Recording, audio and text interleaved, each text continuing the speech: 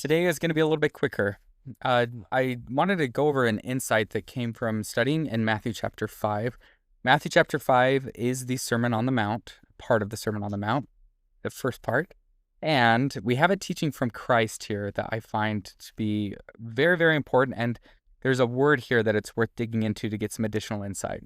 So Christ teaches, he says, "If thou bring thy gift before the altar, and there rememberest that thy brother hath aught against thee, leave there thy gift before the altar, and go thy way. First be reconciled to thy brother, and then come and offer thy gift. Agree with thine adversary quickly, whilst thou art in the way with him, lest at any time the adversary deliver thee to the judge, and the judge deliver thee to the officer, and thou be cast into prison." So the one that always got me, everything here was pretty straightforward, although the principle is really, really difficult to apply. And they have this idea of before you go and you make your holy sacrifice to Christ, maybe consider your relationships that you have with your brother, which can be kind of the Good Samaritan brother, like with your relationships with your fellow man. That could also be literal within your household. It is important to think about, like, have I reconciled with, am I good socially? Am I good in my community? Have I really made myself one with them, with the people in my social network before going to God? It's kind of a variation. We have the first and great commandment is to love God, and the second is to love your neighbor. One of the great ways that we love God is by loving our neighbor, and we get that from additional teachings that come from Matthew, when Christ says that inasmuch as you've done unto one of the least of these thy brethren, ye have done it unto me. We kind of see the similar idea here, that the way that we can come to God is by coming and becoming one with our brother. And I don't know how far to stretch that and expand that in terms of the social spheres, but I would say in general, Christianity has been able to stretch that in a remarkable way, especially when we consider the whole idea of the gathering of Israel as it's trying to gather brethren from across the entire world and bring them to one another. So that part was always straightforward. It's this other half, this idea of agree with thine adversary quickly. I've always wondered what it meant to agree. Like if my adversary says, "Hey, I think we should do this." "Oh yes, I agree with you," right? Does that mean that I should just take on the positions that my adversary has, right? Adversary thinks that, "Hey, I think you're a terrible person." "Oh, well, I will agree with that because that's what the scriptures say here." So it's the word agree that it's worth digging into. So the word agree, this word is actually only found one time in the Bible, and it is eunoeo. Eunoeo. Eunoeo is a verb that means to think kindly of. It's a combination of two terms, eu meaning well or good, and noeo. You'll find that same root in metanoeo, in the word for repentance in Greek, which is kind of like mind, to have a good mind.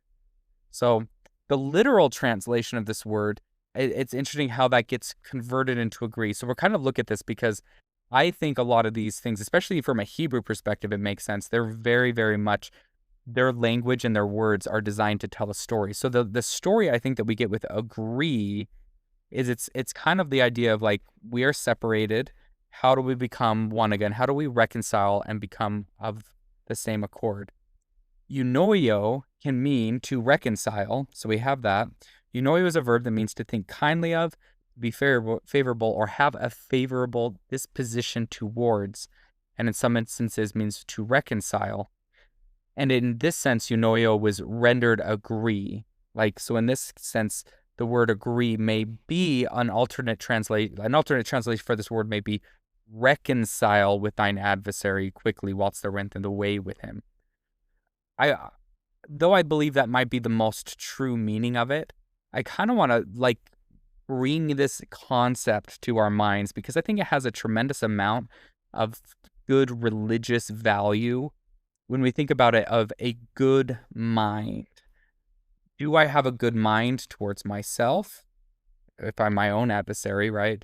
Do I have a good mind towards my adversary?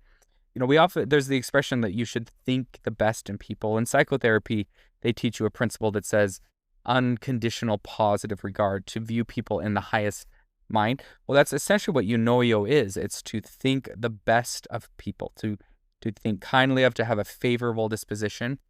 And it's interesting that when people reconcile, that can be the result of reconciliation.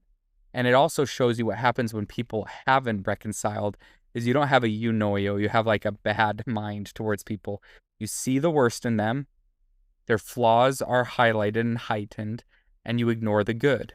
When you are a friend with somebody, when you reconcile, and that's the result is we are now friendships, we have this a better relationship, then you see their flaws go to the back and their good come to the forward.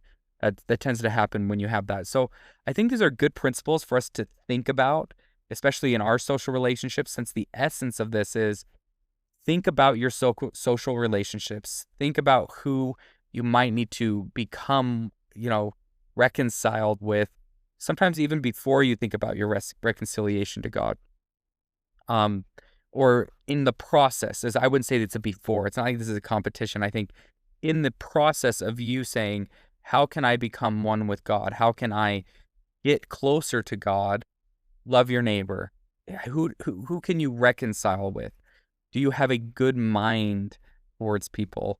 Or are you being blinded by bias? Are you being blinded by resentment? And in psychology, there's a lot to say about resentment. It's this idea is like, if you have resentments towards people, it's only going to divide and make that relationship worse. If you want to ever have a point of reconciliation as a useful tool, you adopt a good mind towards them. And that can be very, very helpful in healing relationships. So all of this is kind of tucked away here, this little secret here, and agree with thine adversary quickly. Try to have a good mind towards people. And this is obviously the preface to what we get later here in Matthew chapter 5.